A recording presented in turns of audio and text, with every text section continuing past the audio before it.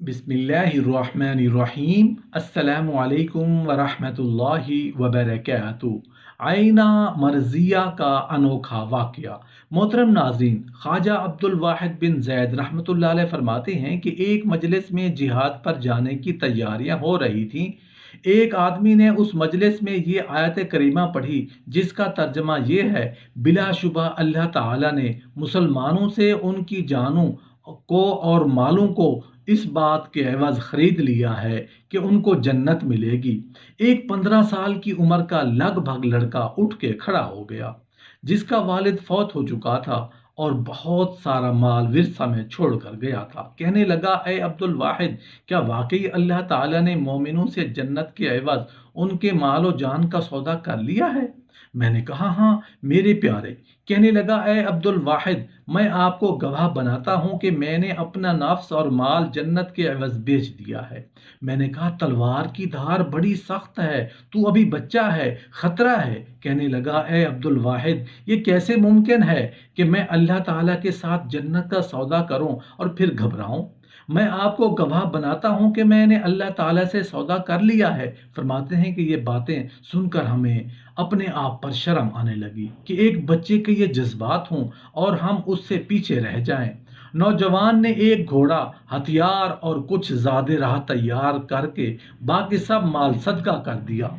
कूच का दिन आया तो सबसे पहले वही पास आया और आकर अस्सलामु अलैकुम या अब्दुल वाहिद कहा। मैंने सलाम का जवाब देते हुए कहा, तेरी बै नफ़ा लाएगी। हमने कूच किया। नौजवान दिन भर रोज़े रखता रहा, रात को इबादत करके हमारी खिदमत करता, जानवरों को चराने के लिए ले जाता, हम सो रहे होते तो वो पहरा देता। इसी तरह से हम रोम के इलाके में पहुंच गए। एक दिन बैठे थे कि क्या देखते हैं कि नौजवान चला आ रहा है और बा आवाज बुलंद वाशु कहा इला आईना मर्जिया का कलमा पुकार रहा है कि हाय मेरे आईना मर्जिया के शौक। मेरे साथी ये हाल देखकर कहने लगे कि नौजवान किसी वसवसे में मुब्तला हो गया है या अकल खो बैठा है। इतने में वो करीब आ गया और कहने लगा, ए अब्दुल वाहिद, मेरा पैमाना सब्र लबरेज हो चुका है, आयना मर्जिया का शौक गालिब आ चुका है। मैंने पूछा, मेरे अजीज, ये आयना मर्जिया क्या है? उसने कहा, मैं नींद में था, क्या देखता हूँ कि एक शख्स आकर मुझे कह रहा है कि चल तुझे आयना मर्जिया के पास ले चलूं। पलक झपकते में वो मुझे बाग में ले गया, जहां एक नहर थी जिसका पानी शफाफ और ताज़ा था।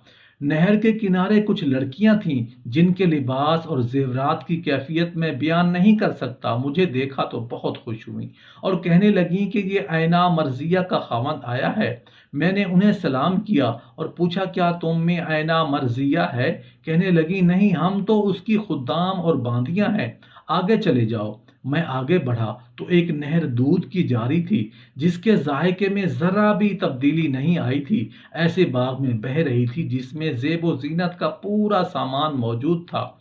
वहां पर ऐसी लड़कियां थीं जिनके हुस्न जमाल को देखकर मैं फरीफ्ता हो गया और वो भी मुझे देखकर कहने लगी कि ये आने वाला शख्स वल्लाह आईना मर्जिया का खामद है।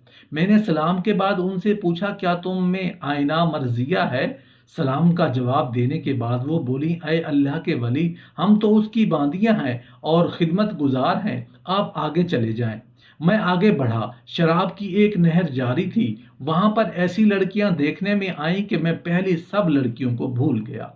मैंने उन्हें सलाम किया और पूछा, क्या तुम में आईना मर्जिया है? वो बोली, हम तो उसकी खिदमत गुजार हैं, आप आगे चले जाएं। मैं आगे बढ़ा तो एक शहद की नहर जारी थी और बागीचे में पैकर हुस्नो जमाल और ऐसी मुनव्वर लड़कियां थीं कि मैं पिछला सब भूल गया। उन्हें भी मैंने सलाम किया, पूछा, क्या तुम में आयना मर्जिया है? कहने लगी, अय अल्लाह के वली, हम तो उसकी बांदियां हैं, आप जरा आगे जाएं। मैं आगे बढ़ा तो एक हौलदार मोती के खेमे में अपने को पाया। उसके दरवाजे पर एक लड़की थी जिसके लिबास और जेवरात की झलक हद बयान से बाहिर है। मुझे देखकर बहुत खुश हुई और पुकार कर कहने लगी, ए आयना मर्जिया, ये तेरा खामद आ गया है। मैं आगे बढ़ा और खैमे में दाखिल हो गया। क्या देखता हूँ कि वो एक सुनहरी तख्त पर बैठी है جو یاقوت اور موتیوں سے مرسا ہے، میں دیکھتے ہی اس میں کھو گیا۔ وہ بولی، اے رحمان کے ولی، مرحبا ہو ہمارے یہاں تشریف لانے کا، تیرا وقت اب قریب آ گیا ہے۔ میں نے اس سے معانقہ چاہا، مگر وہ کہنے لگی، ذرا ٹھہرو، ابھی معانقہ کا وقت نہیں آیا، ابھی تیری دنیوی زندگی کے کچھ سانسیں باقی ہیں۔ بس آج رات تو ہمارے پاس آ کر ہی انشاءاللہ افطاری کرے گا۔ اس کے بعد میری آنکھ کھل گئی۔ عبد الواحد، میرے لیے صبر کی گنجائش نہیں ہے۔ عبد الواحد کہتے ہیں کہ ہماری گفتگو ابھی جاری تھی کہ دشمن کا لشکر سامنے آ گیا۔ ہم نے ان پر حملہ کیا، نوجوان بھی ہمارے ساتھ تھا۔ میں نے دشمن کے 9 ساتھی شمار کیے جو اس نوجوان نے جہنم رسید کیے۔ اس کے بعد اس نے خود بھی جام شہادت نوش کیا، اور میں اس کے پاس سے گزرا تو وہ خون سے لت پت پڑا تھا، منہ بھر کے کہہ لگایا اور دنیا سے رخصت ہو گیا۔